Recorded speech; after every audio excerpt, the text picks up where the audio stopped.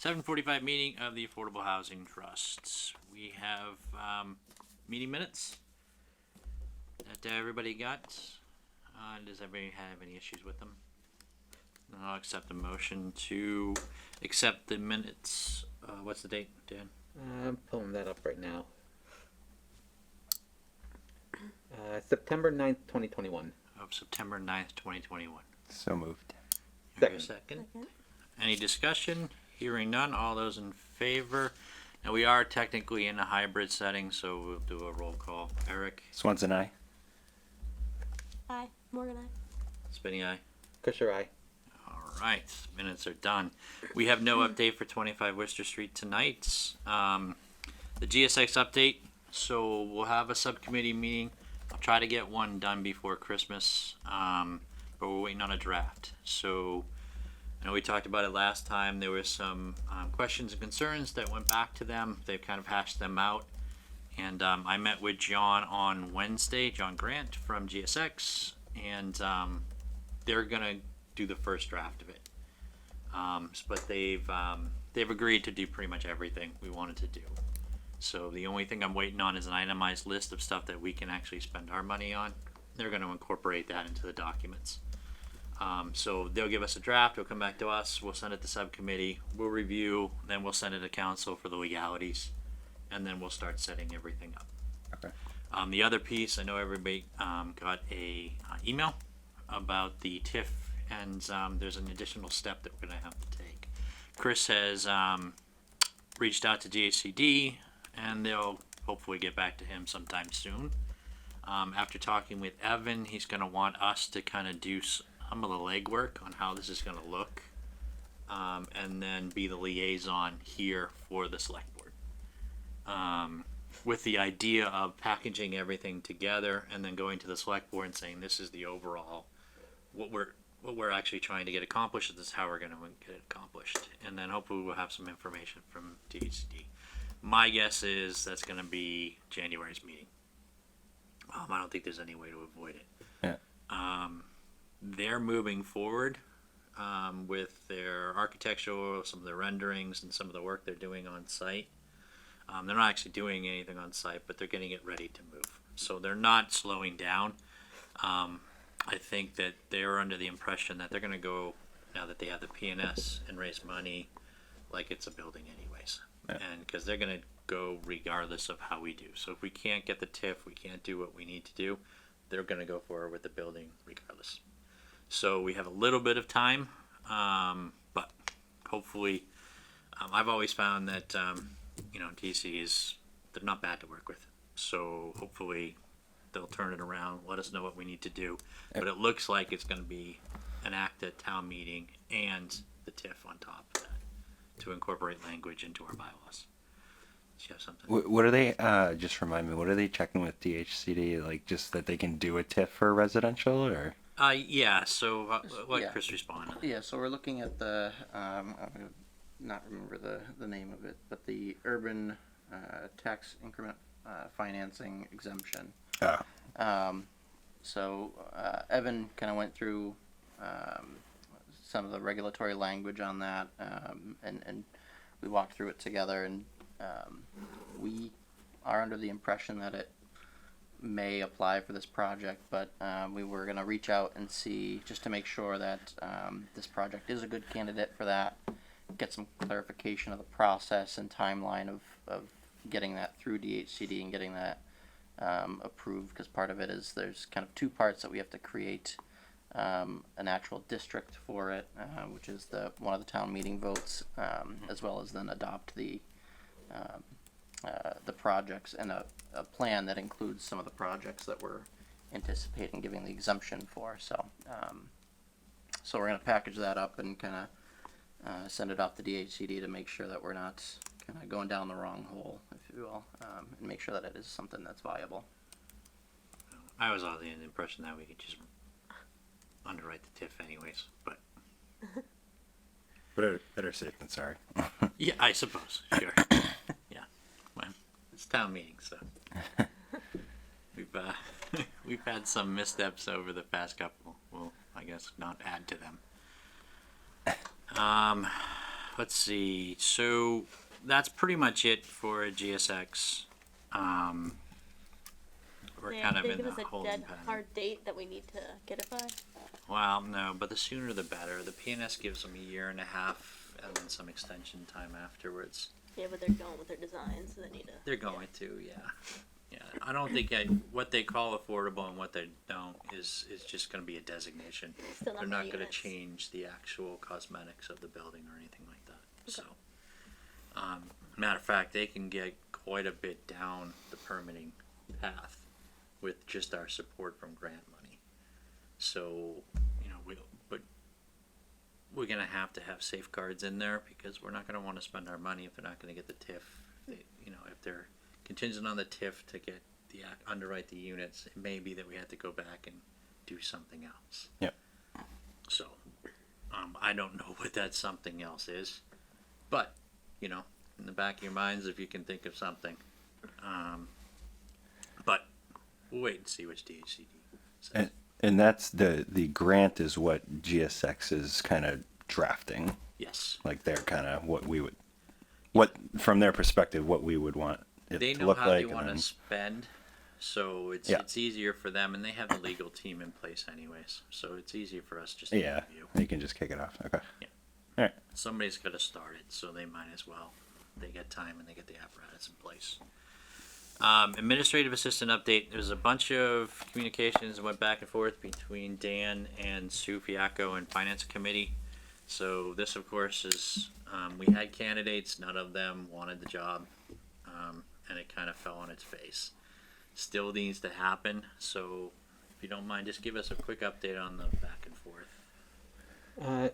Yeah, so the finance committee prepared our budget for the 2023 fiscal year and included 9.5 hours, half of the 19 hours. And Sue Fiacco sent an email just trying to confirm what the Affordable Housing Trust was doing with our budget, and then that kind of got cleared up with Mary. But anyway, the end result is that Mary would be more comfortable if we had some kind of just like a motion, like stating our intention to cover the other half of the 19 hours. I thought we did have a motion for a cap on what we were expending. That we did that probably last March. If you want to review the meeting minutes, but seeing that we've been turned over so much, I guess we can revisit it. So this is in the spring. We were looking to hire an administrative assistant to handle our clerical work and to function as our bill payer, things of that nature. So we have continuity of service and things of that nature. Also set up meetings and do some of the grunt work that needs to get done during the daytime. Finance committee has an individual, Sue Fiacco, that's been doing it for years for them, that handles all of these functions for them, and unfortunately she's moved on. So in a partnership with them, we were just kind of going to split the costs, but here we are 8 months later. So is the trust okay with this, trying again to get somebody in, or do we want to go our own way and find our own person? It's probably easier to find if it's a person that's doing, or no, it's the same number of hours we're saying, right? 19 Well, and a I half. mean, they're splitting it. It's 20 hours, and they're going on hire somebody for 20 hours, and then it's going to split, right down the middle. But of course, we all know that during their budget season, they'll be used a lot more than, the 20 hours. Yeah. So we won't get the 9 hours of that 20, probably January, February, and March. I'm okay with That's that. the big challenge, though, right? Yeah. So, with the trust too, there's going to be some super active times, and then it's not going to be a whole lot. But like you had mentioned in the last meeting, having somebody handling our public outreach, the Facebook stuff, and you know, a website and making sure content stays, you know, readily available and up to date. I mean, I figured that would be something that this role would take on, just so, you know, it outlives any of us in our 2-year or 1-year terms on the trust. It's tough because we had a whole bunch of candidates for what we were looking for, and not a single one of them wanted the job. So, you know, nobody even showed up for the interviews. I think there was it's a little bit cumbersome because there was like an interview process, and I was under the mindset that just, you know, we don't have the authority to hire our own because the bylaw doesn't give us the authority. We would have to go ask town meeting to do that, then we could hire our own if they said yes. If not, it went to I believe Krista, HR, and she was trying to kind of coordinate it all, and I was like, well, just hire somebody. We're never going to get somebody with the skill set for that Sue Fiacco had. I mean, she's been in town for a long, long time, knows everything, can do everything in, you know, a quarter of the time that it would take a new person to do. But there's no Sue Fiaccos anymore. So, you know, willing to be underpaid for 20 years while you were doing this stuff because you were, you know, participating in the town that you lived in. So I'll take advice from anybody. I mean, this is what we have. So I guess FinCom's going to kind of step in and make sure that they that we actually get somebody. At least I'm hoping. So if we wanted our own, which I don't want, but if we did, FinCom would just advertise it as a 10-hour position. I don't think they're willing to do that. I think they want the 20-hour position and split it. But does FinCom project they would need about 20 hours a week over the course of the year? You know, obviously give or take, like sometimes it's nothing, sometimes it's a lot more. Yeah, so the idea was that this person would spend not precisely 9.5 hours every single week on each Yeah, committee. it's like- that it like during 9 times 52 weeks, yeah. yeah. And So then gets and then in some weeks that could go over 20 hours. There's there's some kind of calculation that gets done to determine whether someone is doing more than, you know, the limit to get benefits. So that it's not strictly under 20 hours every single week. So the idea is that this person will be doing some variable number of hours, which okay. right there kind of makes me a little concerned about us being able to find someone who actually wants to do that. Sounds awful. Like, why would you want unpredictability in your job? Like the hours that you'll be working. I gotta find somebody who's retired and Well, they just want some income. That's That's Sue. Yeah. So, that's a niche.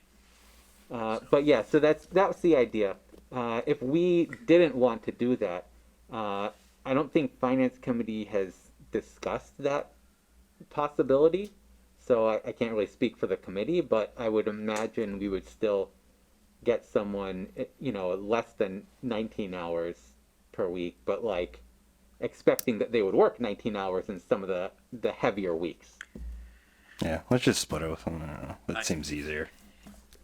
What my fear would be is that we're just going to find the person and they're not going to take the job. Yeah. Because Finding one person is easier than finding two. well, fair enough. But we could also go the consultant route. So there are, you know, to some degree, it's a little bit more expensive, and the what you use them for as far as administrative assistant work would be really expensive. But they can handle the other public outreach and things of that nature as well. You know, setting up the meetings and making sure that like what Jen Goldson does. They have some administrative functionality.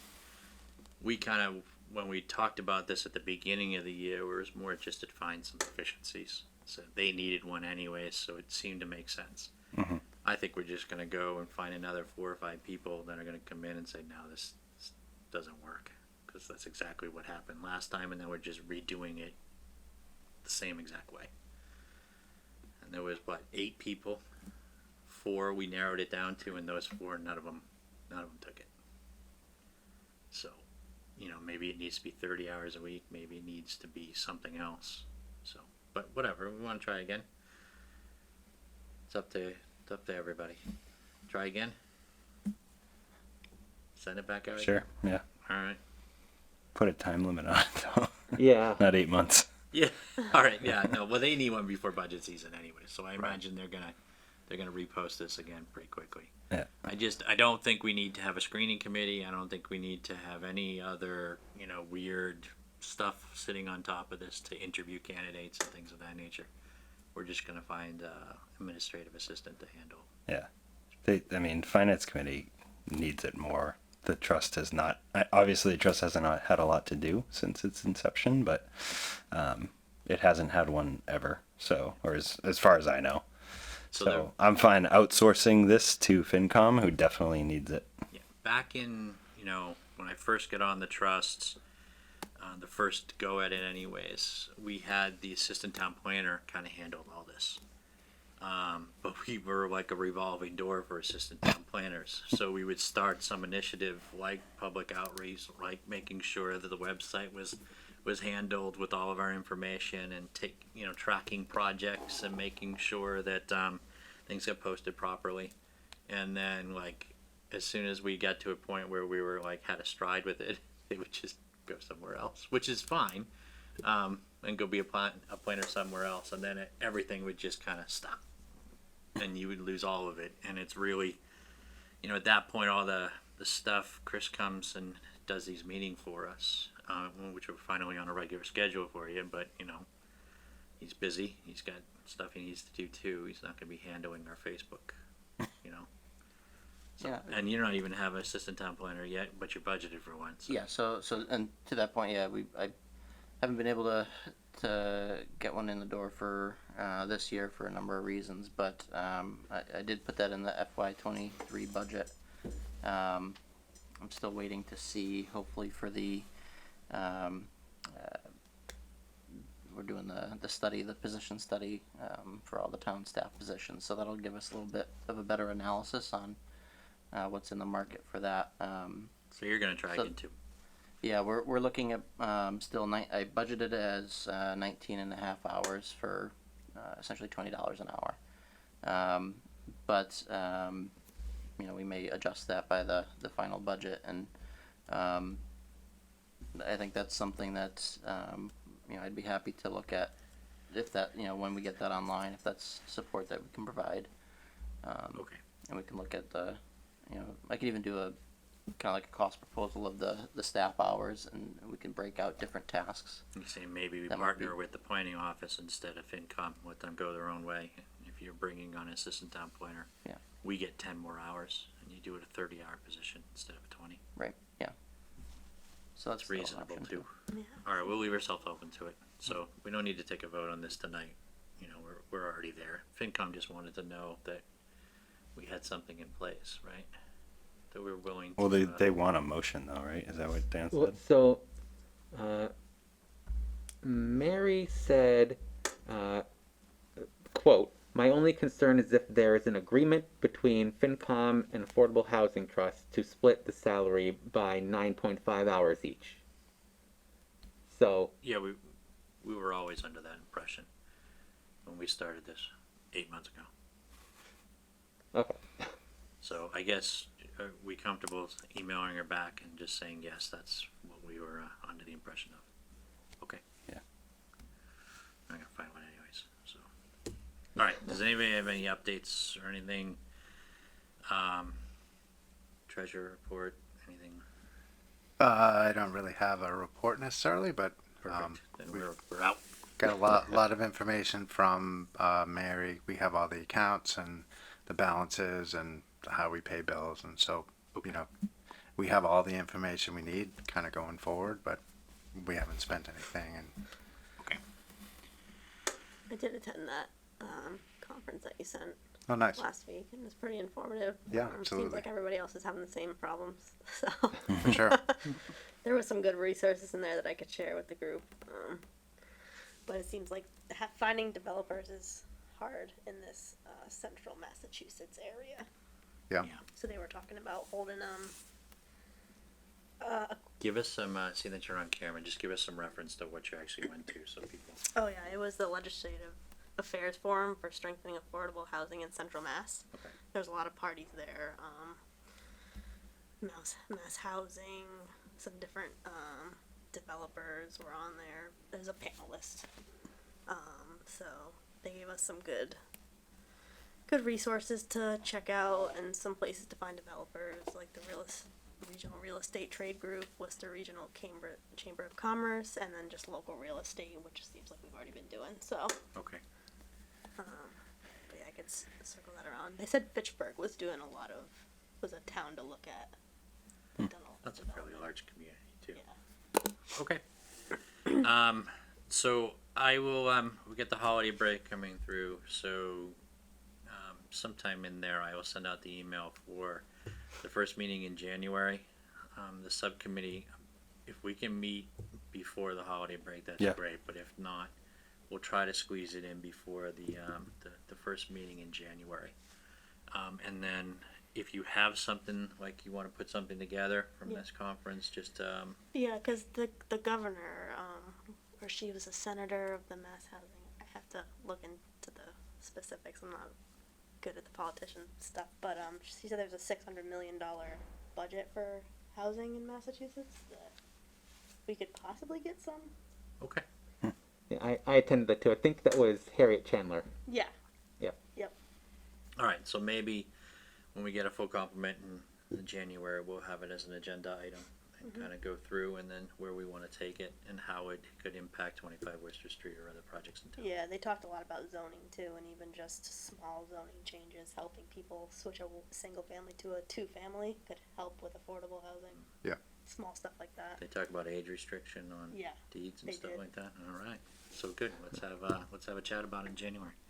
And Right, there's same- been recent legislation too about putting affordable housing near transit locations as well. So that's something that Half a I mile. think there's something pending that's not 8 Pine. Yeah, there's another project that's looking at the where UPS was, or is it another parcel? No, another parcel. So yeah, conceptual plans looking at 5 Millennium potential development there. But it's that same area. So Yeah. you know, since we're sort of being mandated and there's state money, you know, again, it's all ideas at this point. But Yeah. maybe we could put something together there. Do you think that's what's going to happen with the UPS property that's over there? Russell property?